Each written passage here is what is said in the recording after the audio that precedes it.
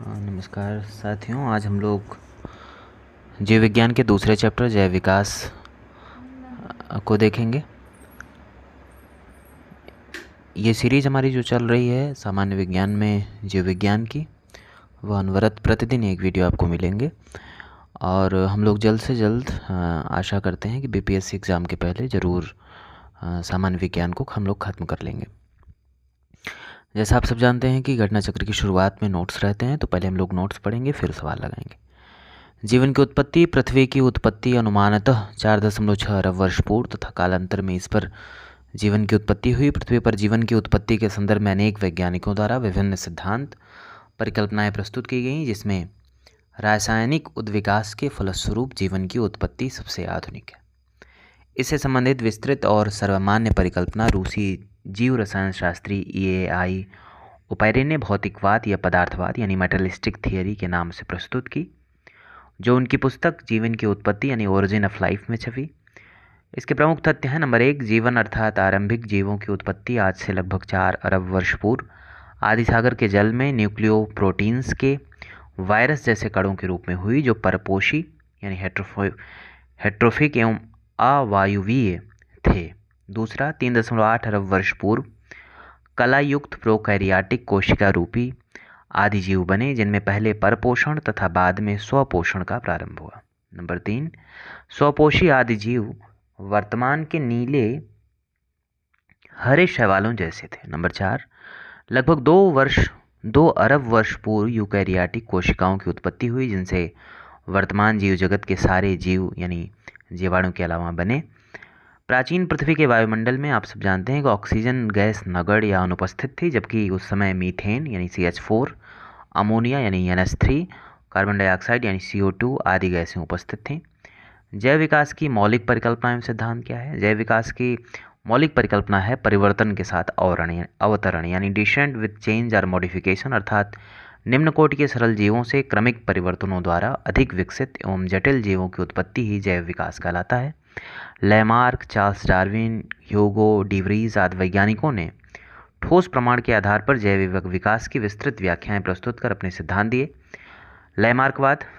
जैव विकास की परिकल्पना पर पहला तर्कसंगत सिद्धांत फ्रांसीसी जीव वैज्ञानिक जीन बैप्टिस्ट डी लैमार्क ने प्रस्तुत किया, जो 1809 ईस्वी में उनकी पुस्तक फिलॉसफी जूलॉजिक में छपा। इसे लैमार्क का सिद्धांत या लैमार्कवाद कहते हैं। यह निम्नलिखित मूल धारणाओं पर आधारित है। नंबर 1, बड़े होने की प्रवृत्ति। नंबर 2, वातावरण का सीधा प्रभाव। नंबर 3, अंगों के उपयोग या अनुपयोग का प्रभाव यानी effect of use and disuse of organs. Number 4, उपार्जित लक्षणों की वंशागति इनहेरिटेंस ऑफ एक्वायर्ड कैरेक्टर्स। लैमार्कवाद को उपार्जित लक्षणों की वंशागति का सिद्धांत भी कहते हैं, यह ध्यान रखने वाली बात है। अंगों के उपयोग एवं अनुपयोग की धारणा के अनुसार अधिक प्रयोग किए जाने वाले अंग सुदृढ़ एवं सुविकसित हो जाते हैं तथा वे अंग जिनका प्रयोग कम होता है वे निष्क्रिय तथा धीरे धीरे करके लुप्त हो जाते हैं। उदाहरणार्थ, जिराफ की गर्दन का लंबा होना तथा सर्पों में टांगों का अभाव। जैसे आप ये जो फिगर बना उसमें देख सकते हैं कि लैमार्कवाद के अनुसार अंगों के उपयोग या अनुपयोग का प्रभाव किस तरह दिखता है। जैसे घास की उपलब्धता से अगली टांगों व गर्दन के कम उपयोग के कारण इन अंगों की कम लंबाई, जबकि ऊंचे वृक्षों की पत्तियां खाने के लिए अगली टांगों व गर्दन को अधिक उपयोग होने से इन अंगों की अधिक लंबाई हो जाती है। महत्वपूर्ण वैज्ञानिक हैं डार्विन, जिनको डार्विनवाद जिनके सिद्धांत को कहा जाता है। चार्ल्स डार्विन इंग्लैंड के जैव विकासविद थे। इनके द्वारा प्रस्तुत विकासवाद को डार्विनवाद या प्राकृतिक वर्णवाद कहते हैं। इसकी विस्तृत व्याख्या इनकी पुस्तक प्राकृतिक चुनाव द्वारा जातियों की उत्पत्ति 1859 में छपी। यह सिद्धांत निम्नलिखित तथ्यों पर आधारित है। नंबर 1, जीवों में प्रचुर संतानोत्पत्ति यानी ओवर प्रोडक्शन की क्षमता। नंबर 2, जीवन संघर्ष यानी स्ट्रगल ऑफ एग्जिस्टेंस। नंबर 3, विभिन्नताएं और इसकी वंशागति यानी variations and their inheritance. Number 4, योग्यतम की अतिजीविता यानी सर्वाइवल ऑफ द फिटेस्ट या प्राकृतिक चयन। अगला सिद्धांत है उत्परिवर्तनवाद यानी म्यूटेशन थियरी। जैव विकास का उत्परिवर्तन सिद्धांत हॉलैंड के पादप शास्त्री यानी बोटानिस्ट ह्यूगो डिवरीज ने दिया। इन्होंने अपना प्रयोग सांध्य प्रिमरोज अर्थात आइनोथेरा लैमार्कियाना नामक पौधे पर किया। इनके अनुसार नई जाति की उत्पत्ति एक ही बार में अस्पष्ट एवं अस्थायी वंशागत आकस्मिक उत्परिवर्तनों के फलस्वरूप होती है। जाति का पहला सदस्य जिसमें उत्परिवर्तित लक्षण दिखाई देता है उत्परिवर्ती कहलाता है। जाति के विभिन्न सदस्यों में भिन्न भिन्न प्रकार के उत्परिवर्तन हो सकते हैं। महत्वपूर्ण तथ्य और क्या है? आर्कियोप्टेरिक्स जुरैसिक युग का एक सर्व पुरातन पक्षी था जिसके जीवाश्म लगभग 15 करोड़ वर्ष पुरानी जुरैसिक चट्टानों में मिले हैं। यह सरीसृपों तथा पक्षियों के बीच का संयोजक कड़ी था, जिससे सरीसृपों की भांति लंबी पूंछ, चोंच में दांत तथा अग्रपादों की अंगुलियों पर पंजे थे। इसके बावजूद यह पक्षी था क्योंकि इसके अग्रपाद उड़ने के लिए पंखों में रूपांतरित हो चुके थे। युगलिना को पादप जंतुओं के बीच की संयोजक कड़ी माना जाता है। नियोपाइलिना एनेलिडा और मोलस्का के बीच की संयोजक कड़ी है। प्रोटोथेरिया निम्न कोट के स्तनियों का उपवर्ग है। इसके अंतर्गत एकिडना, बत्तख खोंची, प्लेटिपस आदि जीव आते हैं। ये सरीसृपों और स्तनियों के बीच की संयोजक कड़ी हैं। डायनासोर विशालकाय सरीसृप थे जो कि मध्यजीवी या मेसोजोइक महाकल्प यानी मेसोजोइक एरा में थे। मध्यजीवी महाकल्प को 3 कल्पों ट्रायसिक कल्प, जुरासिक कल्प तथा क्रिटेशियस कल्प में बांटा गया है। मैमथ प्रजाति वर्तमान समय में विलुप्त है या हाथी का पूर्वज माना जाता है। एलिफेंट्स के पूर्वज हैं। क्रोमैग्नान मनुष्य को आधुनिक मानव होमोसेपियंस का अंतिम सीधा पूर्वज तथा आधुनिक मानव की उपजाति होमोसेपियंस फॉसिल्स मानते हैं। क्रोमैग्नान का शरीर गठा हुआ लगभग 180 सेंटीमीटर यानी 6 फुट लंबा तथा कपाल गुहा 1600 क्यूबिक सेंटीमीटर थी। डेनिसोवन एक आदि मानव प्रजाति थी जो यूरेशिया के जंगलों में लगभग 1.5 से 2 लाख वर्ष पूर्व निवास करती थी। पहली बार वर्ष 2010 में साइबेरिया की गुफाओं में प्राप्त अस्थि अवशेषों से इसकी पहचान हुई थी तथा फिर चीन के तिब्बत की एक गुफा से प्राप्त एक जीवाश्म जबड़े के विश्लेषण से इनके पूर्व एशिया तक विस्तारित होने की घोषणा 1 मई 2019 को प्रतिष्ठित विज्ञान मैगजीन नेचर में प्रकाशित एक शोध पत्र में की गई। तिब्बत में प्राप्त डेनिसोवन का यह जबड़ा उत्तर मध्य प्लीस्टोसीन काल लगभग 1.6 लाख वर्ष पूर्व का है। डेनिसोवन के अवशेषों के डीएनए विश्लेषण के आधार पर इन्हें होमोसेपियंस और निएंडरथल से पृथक तीसरे प्रकार की समकालिक मानव प्रजाति माना जा रहा है। अब हम लोग प्रश्नों पर आएंगे। पहला प्रश्न है, दिए गए युगों के सही कालक्रमबद्ध को चुनें। जब सबसे पुराना है वो पहले आएगा। ऑप्शन है इसमें Holocene, Pleistocene, Pliocene, Miocene, Eocene. तो सबसे पहले इस प्रश्न के हिसाब से इयोसीन है, फिर मायोसीन है, फिर प्लायोसीन है, प्लीस्टोसीन है, फिर होलोसीन है। जीवाश्मों के आधार पर भूवैज्ञानिक काल को उप इकाइयों में वर्गीकृत किया गया, पुनः इन्हें बड़ी इकाइयों में वर्गीकृत किया है। इसके अनुसार एक भूवैज्ञानिक काल यानी जियोलॉजिकल टाइम स्केल तैयार किया गया है जिसमें सबसे छोटी काल इकाई एक काल होता है। ऐसे अनेक काल एक साथ मिलकर एक युग यानी इपोच बनाते हैं, जबकि अनेक युग मिलकर एक कल्प यानी पीरियड का निर्माण करते हैं। इसी तरह अनेक कल्प मिलकर एक महाकल्प यानी एरा बनाते हैं और अनेक महाकल्पों से मिलकर महायुग बनता है इयॉन, और यह सबसे बड़ी काल इकाई होती है। इस तरह अवरोही क्रम में महायुग, महाकल्प, कल्प, युग और काल ऐसे प्रभाग हैं जिन्हें काल के भूवैज्ञानिक वर्गीकरण के लिए इस्तेमाल किया जाता है। युगों का सही कालक्रम निम्नवत है: Palaeocene, Eocene, Oligocene, Miocene, Pliocene, Pleistocene, Holocene. Number दूसरा सवाल है, निम्नलिखित में से कौन सी गैस प्राचीन पृथ्वी के वायुमंडल से अनुपस्थित थी? Methane, ammonia, oxygen, carbon dioxide, जिसमें ऑक्सीजन अनुपस्थित थे।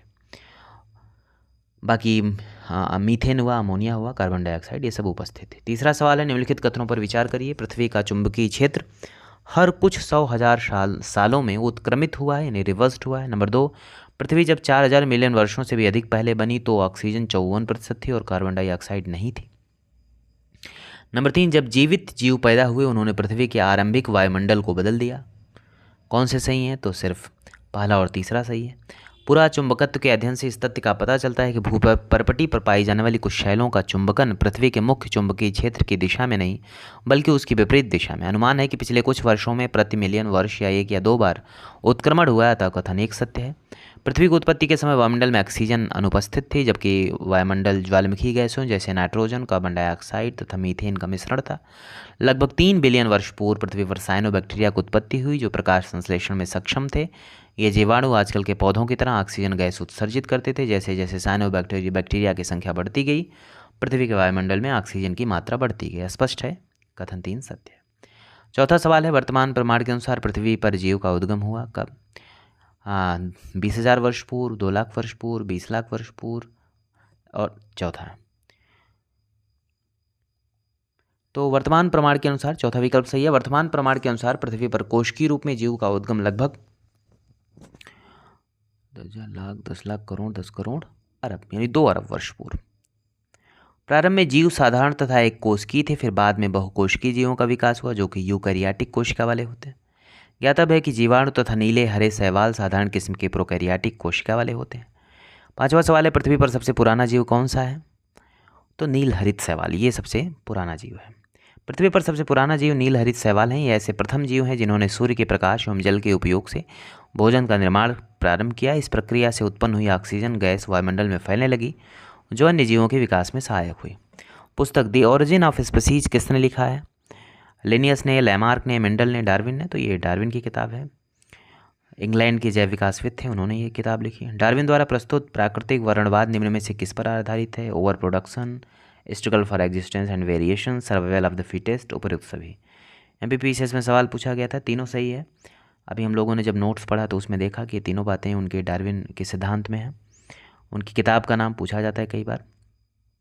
प्राकृतिक चुनाव द्वारा जातियों की उत्पत्ति, ओरिजिन ऑफ लाइफ। विकासवाद का सिद्धांत किसने प्रतिपादित किया? स्पेंसर ने, डार्विन ने, वॉलेस ने, हक्सले ने? तो डार्विन ने प्रतिपादित किया था। जैव विकास को सर्वप्रथम किसने समझाया? Newton, Einstein, Charles Darwin, Lamarck? तो लैमार्क ने सबसे पहले समझाया। इसके बाद देखेंगे सवाल, चूँकि शुरुआत में हमने देख लिया कि जैव विकास की सबसे पहले डी लैमार्क ने प्रस्तुत किया था। 10वां प्रश्न है, विकास के उत्परिवर्तन सिद्धांत का प्रतिपादन किया था? हक्सले ने, डार्विन ने, लैमार्क ने, ह्यूगो डिवरीज ने? ह्यूगो डिवरीज ने। विकास के उत्परिवर्तन सिद्धांत को हॉलैंड के पादप शास्त्री ह्यूगो डिवरीज ने दिया। इनके अनुसार नई जाति की उत्पत्ति अचानक ही एक बार में होने वाली अस्पष्ट तथा अस्थायी बड़ी विभिन्नताओं के कारण होती है। जाति का पहला सदस्य जिसमें उत्परिवर्तित लक्षण दिखाई देता है उत्परिवर्ती कहलाता है। इन्होंने अपना प्रयोग सांध्य प्रिमरोज पर किया था। सूची फर्स्ट और सेकंड को का मिलान करना है। सूची फर्स्ट में उत्परिवर्तन का सिद्धांत, विकास का सिद्धांत, एक जीन एक एंजाइम की परिकल्पना, ओपेरॉन अवधारणा। तो देख लेते हैं सीधे। उत्परिवर्तन का सिद्धांत ह्यूगो डिवरीज का है, विकास का सिद्धांत डार्विन का है, एक जीन एक एंजाइम की परिकल्पना बीडल और टैटम की है, और ओपेरॉन अवधारणा जैकब और मोनोट की है। उसके बाद 12वां प्रश्न है, विकास का मुख्य कारक है उत्परिवर्तन, हासिल किए हुए गुण, लैंगिक जनन, प्राकृतिक वर्ण? तो प्राकृतिक वर्ण है। BPSC ने सवाल ये पूछा था। जैव विकास का मुख्य कारक प्राकृतिक वर्ण है, क्योंकि यही विभेदों एवं अन्य हासिल किए हुए जीनों को अगली पीढ़ी में दिशा प्रदान करता है। प्राकृतिक वर्ण या चयन एक ऐसी प्रक्रिया है जिसके कारण जीवों की आबादियों में जीन रूपों तथा एलीली जीनों दोनों की ही आवृत्तियों में महत्वपूर्ण परिवर्तन होते हैं। अगला प्रश्न है, जैव विकास के संदर्भ में सांपों में अंगों का लोप होने के स्पष्ट किया जाता है? नंबर 1, अंगों का उपयोग तथा अनुपयोग किए जाने से, बिलों में रहने के प्रति अनुकूलन से, प्राकृतिक चयन से, उपार्जित लक्षणों की वंशागति से। पहला ऑप्शन सही है। फ्रांसीसी जैव वैज्ञानिक लैमार्क के अनुसार परिवर्तन शरीर के उपयोग तथा अनुपयोग के कारण होते हैं। बदलते वातावरण में जीवधारी नई आवश्यकताओं की पूर्ति है तो अपने कुछ अंगों का अधिक प्रयोग करते हैं, जबकि कुछ अंगों का कम, जिसके कारण अधिक प्रयोग किए जाने वाले अंग सुदृढ़ एवं सुविकसित हो जाते हैं तथा वे अंग जिनका प्रयोग कम होता है वे निष्क्रिय तथा धीरे धीरे करके लुप्त हो जाते हैं, जिसका उदाहरण हमारे शरीर के अवशेषी अंग है। लैमार्क ने अंगों के अनुपयोग के उदाहरण के रूप में सर्पों में टांगों के अभाव को बताया। 14वां प्रश्न है, जीवों में अत्यधिक विविधता का कारण है? अनुकूलन, सहभागिता, उत्परिवर्तन, बहुगुणसूत्रता? BPSC का सवाल है। उत्परिवर्तन इसका सही विकल्प है। वैज्ञानिकों का वह समूह जिसने प्रकृतिवाद के सिद्धांतों को आधुनिक रूप दिया, इसे नव डार्विनवाद कहते हैं। आधुनिक नव डार्विनवादियों के अनुसार जीनों में साधारण परिवर्तनों के उपरांत नए जीव बनते हैं, जिसमें उनमें विभिन्नताएं बढ़ जाती हैं। इन परिवर्तनों को उत्परिवर्तन कहते हैं। ये परिवर्तन अस्पष्टता वंशागत होते हैं तथा पीढ़ियों में वर्ण द्वारा नई जातियों की उत्पत्ति होती है। इसके बाद हम लोग देखेंगे 15वां प्रश्न, निम्नलिखित में कौन सा एक सजीव जीवों में एक नई जाति की उत्पत्ति के लिए सर्वाधिक महत्वपूर्ण घटक है? ऑप्शन है पार्थक, उत्परिवर्तन, प्राकृतिक वर्ण, लैंगिक जनन। IAS 2002 में पूछा था, तो इसका सही उत्तर है उत्परिवर्तन। कोशिका जीनोम के DNA अनुक्रम में परिवर्तन को उत्परिवर्तन कहते हैं। उत्परिवर्तन प्रक्रिया में आनुवांशिक पुनर्संयोजन के माध्यम से बड़ी संख्या में DNA की प्रतिलिपि तैयार हो जाती है। नई जीनों के विकास में यह प्रतिलिपियाँ एक प्रमुख भूमिका निभाती हैं। 16वां प्रश्न है, आधुनिक मनुष्य के हाल का पूर्वज है? जावा मनुष्य, क्रो-मैग्नान मनुष्य, निएंडरथल मनुष्य, पेकिंग मनुष्य? सही ऑप्शन है B, क्रो-मैग्नान मनुष्य। BPSC 1994 में सवाल आया।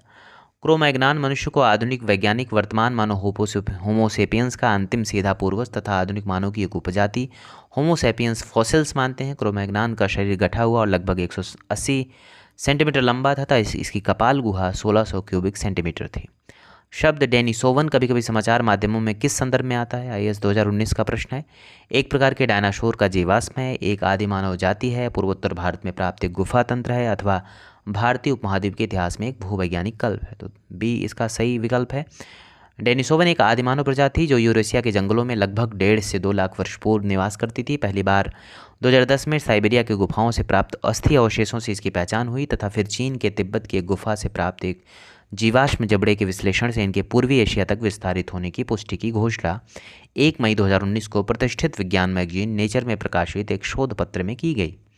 तिब्बत में प्राप्त डेनिसोवन का यह जबड़ा उत्तर मध्य प्लेस्टोसीन काल यानी लगभग 1.6 लाख वर्ष पूर्व का है। डेनिसोवन के अवशेषों के डीएनए विश्लेषण के आधार पर इन्हें होमोसैपियंस और निएंडरथल से पृथक तीसरे प्रकार की समकालिक मानव प्रजाति का माना जा रहा है।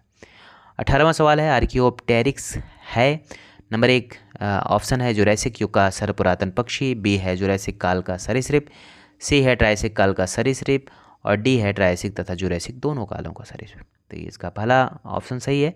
आर्कियोप्टेरिक्स जुरैसिक युग का एक सर्वपुरातन पक्षी था जिसके जीवाश्म लगभग 15 करोड़ वर्ष पूर्व पुरानी जुरैसिक चट्टानों से मिले हैं। यह सरीसृपों तथा पक्षियों के बीच का संयोजक जंतु था जिसमें सरीसृपों की भांति लंबी पूंछ, चोंच में दांत तथा अग्रपादों की उंगलियों पर पंजे थे। फिर भी यह पक्षी था क्योंकि इसके अग्रपाद उड़ने के लिए पंखों में रूपांतरित हो चुके थे कि यह जंतु जैव विकास को सिद्ध करता है।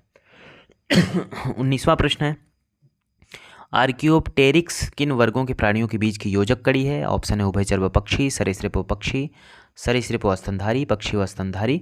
इसका बी ऑप्शन सही है, सरीसृप पक्षी। मैमथ पूर्वज किसका है, कुत्ते का, घोड़े का, ऊंट का, हाथी का। तो इसका ऑप्शन है हाथी का। मैमथ साइबेरिया के टुंड्रा प्रदेश के बर्फ में दबे एक हाथी का पूर्वज है जो विलुप्त हो चुका है, परंतु बर्फ के कारण इसका मृत शरीर आज भी सुरक्षित मिला है। मैमथ का वैज्ञानिक नाम मैमुथस प्राइमिजीनियस है। डायनासोर थे। नंबर 1 सिनोजोइक सरीसृप, मेसोजोइक पक्षी, पैलियोजोइक एम्फीबिया, मेसोजोइक सरीसृप। यूडीएलडीएम पूछा गया सवाल यानी आरओ में। और ये ऑप्शन इसका है मेसोजोइक सरीसृप। डायनासोर विशालकाय सरीसृप थे जो कि मध्यजीवी या मेसोजोइक महाकाय में थे। मध्यजीवी महाकल्प को 3 कल्पों ट्रायसिक कल्प, जुरैसिक कल्प तथा क्रिटेशियस कल्प में बांटा गया है। क्रिटेशियस में डायनासोर पुष्पी पादपों स्तनियों का विकास होता रहा, किंतु अंतिम चरण में उत्तरी महाद्वीपों को जुड़ने, गोंडवाना महाद्वीप के पृथक होने तथा पृथ्वी पर उल्कापिंडों के गिरने से डायनासोरों सहित लगभग 76% जातियों की व्यापक विलुप्ति हुई है। इसके बाद हम लोग देखते हैं 23वां सवाल। डायनासोर रहे हैं पैलियोजोइक युग में, सेनोजोइक युग में, मेसोजोइक युग में, प्लेस्टोसीन युग में। तो ये पिछले हमले प्रश्न में देख लिया कि ये मेसोजोइक युग में थे, इसलिए तीसरा विकल्प सही है। 23वां सवाल है जीवों के विकास यानी एवोल्यूशन के संदर्भ में निम्नलिखित में कौन सा अनुक्रम सही है। IAS 2009 में पूछा गया। ऑक्टोपस, डॉल्फिन, शार्क, पेंगोलिन, कच्छपबाज, सैलामेंडर, अजगर, कंगारू, मेढक, केकड़ा, झींगा। तो इसमें सी सही है, सैलामेंडर, अजगर और कंगारू। दिए गए विकल्पों में सैलामेंडर का विकास काल सबसे पहले लगभग 360 मिलियन वर्ष पूर्व तथा कंगारू का सबसे बाद में लगभग 145 मिलियन वर्ष पूर्व का है। तो इस तरह से